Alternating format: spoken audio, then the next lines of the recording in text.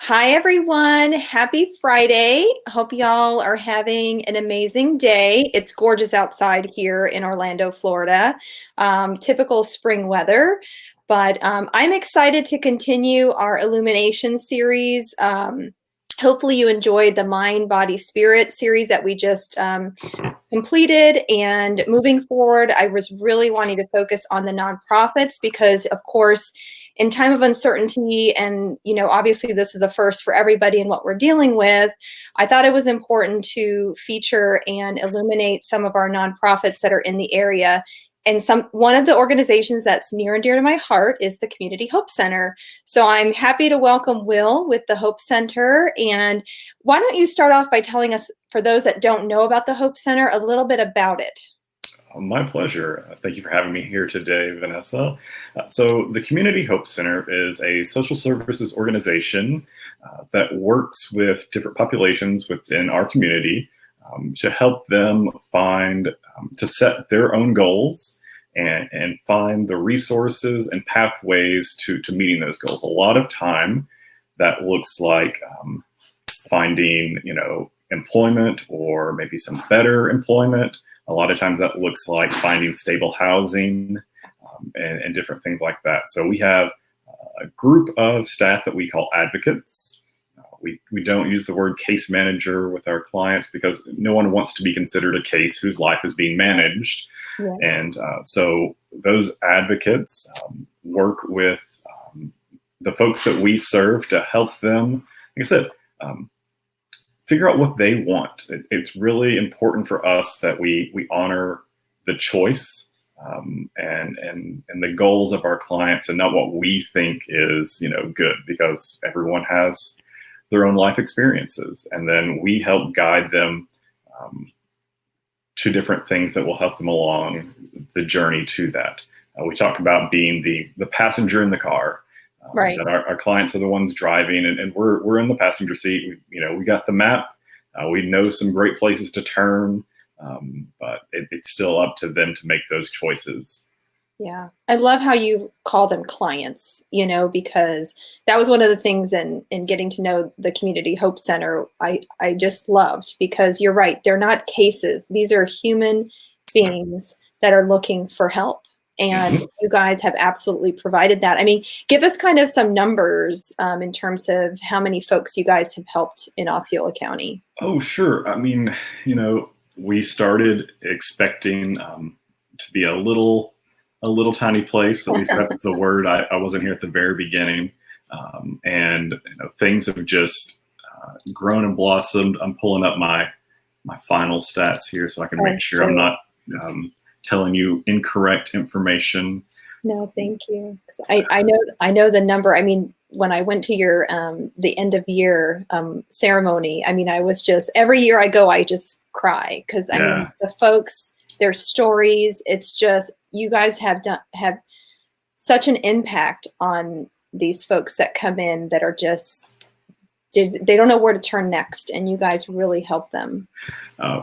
At this point, we serve about 9,000 to 11,000 heartbeats a year. Wow. We use heartbeats as a term for people because it's one of those connecting points when we're talking out in the community. Everyone has a heartbeat. It may be more difficult for some of us to relate to the experiences of others, but we can all understand that we share this thing inside of us. Absolutely. And so last year, just over 11,000 people in some capacity were served at the Hope Center. We had over 50 households that found their way to stable housing through our services. It's just amazing to be a part of it and to get to hear people's excitement and when they accomplish that goal that they set out to in the beginning.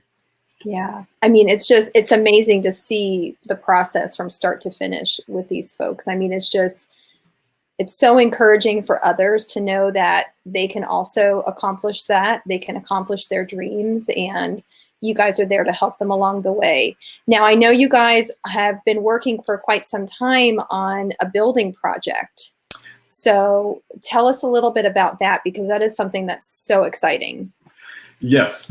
So several years ago, the Florida United Methodist Church closed down a church property right near the Community Hope Center. And they were kind and gracious enough to donate that property to us. Wow. So we have about 5.5 acres right here in Osceola County, just off of the 192 corridor. And when we met with the board to start talking about what do we do with this, what's the big big need, the big thing that we can do. We're always, as an organization, we're looking for what are the unmet needs and the barriers for the folks that we serve. Yeah. And our board said, clearly for us, it is affordable housing right now. That so much of the work we do gets halted because there is a lack of affordable housing for people in this community. And so we've been working for a while to make that a reality. We have some wonderful partners who've been working with us, a great architect and engineering firm who've been providing services to us pro bono. As a nonprofit who's just dipping their toes into this whole housing idea, there is a steep learning curve for us, and things have taken longer than we thought and would have hoped. And we were just launching our feasibility study for our capital campaign in the beginning of this year, and then March comes, and oh my goodness, everything kind of grinds to a halt in the state and in the country. And so we made the decision, the painful decision, to put that on hold, the capital campaign. We still see affordable housing in our future, building that, because we do think it's a need, and we think 100% it's going to be an even greater need after this COVID-19 virus. That there are going to be many people who it's tough for them to get back to work because some things probably aren't going to reopen, and so we're going to need even more affordable housing, housing that is appropriately priced for all sorts of different households. And so it's still a commitment of ours. That's amazing. I mean, I've seen the renderings, and it just blew my mind. And then when I found out that all these amazing companies and organizations did it for free, it brought tears to my eyes, because this is such a need in this county. So it's so great that you guys are there to just see the need for the affordable housing and help people get at it. Because, for those that don't live here, a lot of the folks live in hotels, motels along 192. And of course, with this crisis, you guys have seen a spike up in people coming to you for help, for food, for just general needs, hygiene products and things like that, Right. It's been, we knew there was going to be an increase, and we, when the county put in their stay-at-home order here, we made the decision to kind of alter our hours as well to both take care of our staff, but also try and encourage the folks that we work with in the community to also stay, in place as much as possible. But we moved a lot of our services to emergency food, because our advocates are still meeting with their clients. They're still calling them on the phone and having meetings and checking in and working with them. But that's not necessarily a thing that we can do anymore face to face right now. Right. I was going to ask you, how has this affected kind of that process? Because everything is face to face with your clients. So now you've got to do social distancing. So yeah, I think, the benefit for us is that we put a lot of focus in non-pandemic time on relationship. And so, we already had that head start of relationship with a lot of the people that we work with.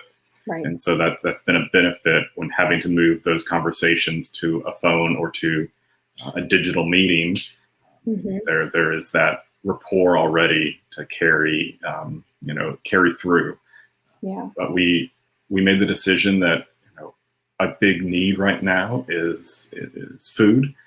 food Okay. insecurity. And so we moved our normal pantry operations to emergency pantry. And so we've been serving the whole community as best as we can through that, as well as many other great organizations. Because the Hope Center definitely cannot take care of the need of this county all by ourselves. And there are some amazing other people in this county doing great work. Well, mention. I know when I spoke to you last week, I know. Go ahead and mention some of those partners, so people know who they are, and if they want to also, give to those organizations because they then feed to you, that might be great. The Osceola Council on Aging is a wonderful organization in this community. A lot of people, hear their name and think they only work with seniors, but that's not the case. They work with families and individuals as well.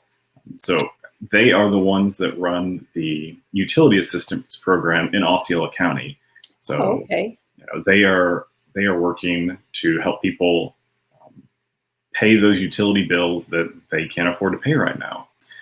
They also have an emergency food pantry that is seeing huge numbers, and they do the Meals on Wheels for Osceola County. Oh, okay, that's good to know. With our elderly population being more vulnerable and being encouraged not to go out, it's even more difficult for them to get the food that they desperately need. So it's been huge effort to increase the capacity even for Meals on Wheels.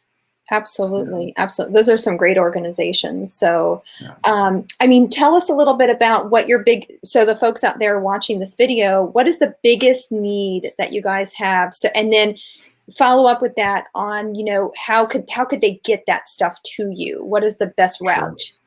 Sure. Right now we're probably going through, I'd say 3,000 pounds plus of food a week.